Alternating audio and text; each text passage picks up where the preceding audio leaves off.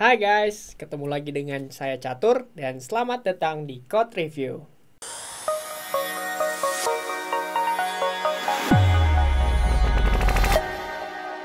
Hai teman-teman, gimana nih kabarnya? Semoga kalian baik-baik aja ya. Di video sebelumnya, video yang kemarin aku udah ngebahas nih mengenai kriteria apa aja sih yang harus terpenuhi untuk bisa lulus di kelas belajar membuat aplikasi Android untuk pemula. Nah, aku juga sempet tuh bikin video tentang kesalahan yang sering ditemukan pada kelas tersebut. Udah pada nonton belum? Kalau belum, klik link di atas ya. Nah, di video kali ini aku bakal share nih ke teman-teman mengenai beberapa project submission dari peserta sebelumnya yang sudah diterima. Dan aku bakal ngejelasin nih kriteria penilaian yang dilakukan oleh tim reviewer kita. Harapan dari video ini teman-teman semakin termotivasi ya, supaya membuat aplikasi yang bukan hanya memenuhi seluruh kriteria yang ada, tapi juga bisa mendapatkan nilai atau rating yang maksimal. Oke deh, kalau gitu kita langsung bahas dari aplikasi yang pertama. Nah, di tampilan aplikasi yang disubmit oleh peserta sebelumnya nih, dia langsung menampilkan halaman about ya. Ini sih nggak masalah, teman-teman mau menampilkan langsung halaman utamanya atau halaman about-nya, itu persepsi bebas dari teman-teman ya. Terus ketika dibuka projectnya, nah, dia sudah menampilkan informasi dan gambar pada format list ya, dengan jumlah item minimal nih 10 item. Jadi sudah terpenuhi juga. Terus ketika diklik salah satu itemnya, dia juga sudah menampilkan informasi detailnya yang relevan ya teman-teman. Ketika aku klik Pulau Komodo, dia bukanya Pulau Komodo. Atau ketika aku klik Raja Ampat, dia muncul halaman informasi detail, halaman detail mengenai Raja Ampat. Nah, jadi terpenuhi ya teman-teman. Nah, untuk kriterianya dia sudah terpenuhi di sini.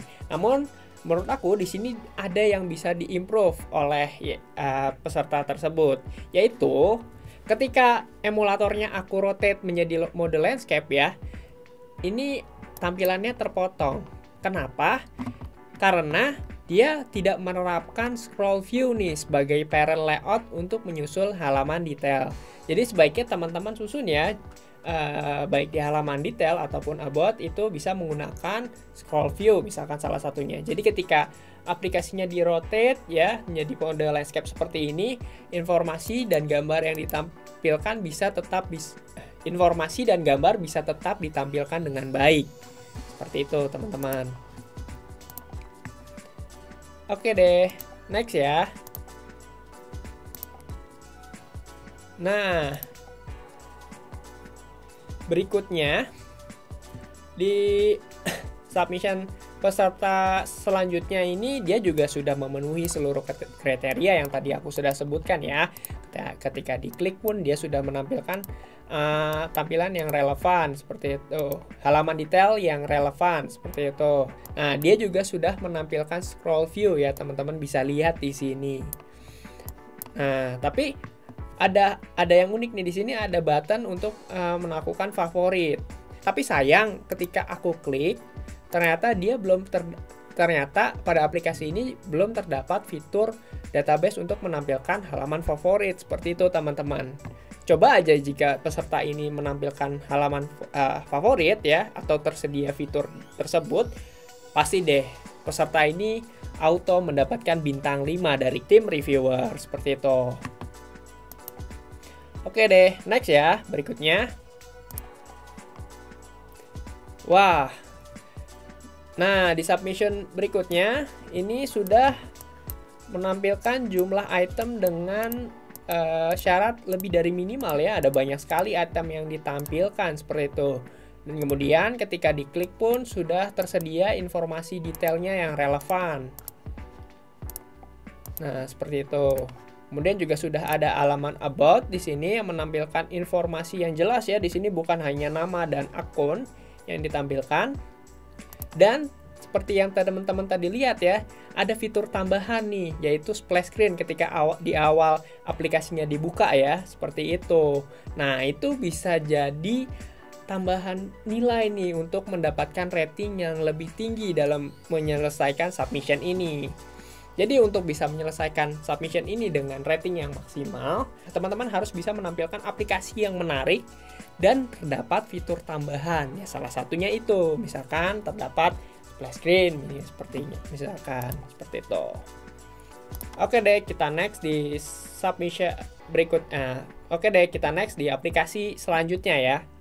Nah, di sini dia sudah menampilkan item dengan jumlah yang minimal 10 item dengan tampilan yang sangat menarik ya. Seperti itu, sudah jelas di sini dia menjelaskan tentang konten mengenai bintang ya di sini ya. Seperti itu. Ketika diklik pun dia menampilkan informasi detailnya dengan sangat baik ya. Seperti itu. Nah, juga di halaman about-nya tampilannya juga sangat menarik.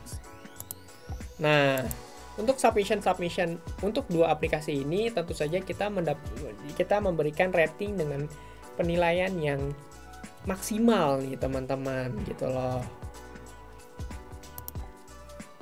Nah, mungkin itu aja yang bisa aku share di video kali ini. Gimana? Makin termotivasi kan untuk ngerjain submissionnya?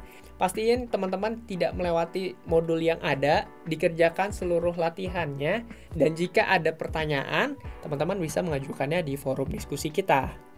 Oke deh, mungkin itu aja yang bisa aku share. Buat teman-teman yang baru nonton video ini, jangan lupa like dan subscribe di channel YouTube Decoding, supaya kita semakin semangat memberikan informasi dan konten yang menarik buat teman-teman. Next, kira-kira pengen bahas apa ya? Tulis di kolom komentar ya. Oh iya, jangan lupa juga nyalakan lonceng notifikasi supaya teman-teman selalu update informasi dari Decoding. Bye-bye!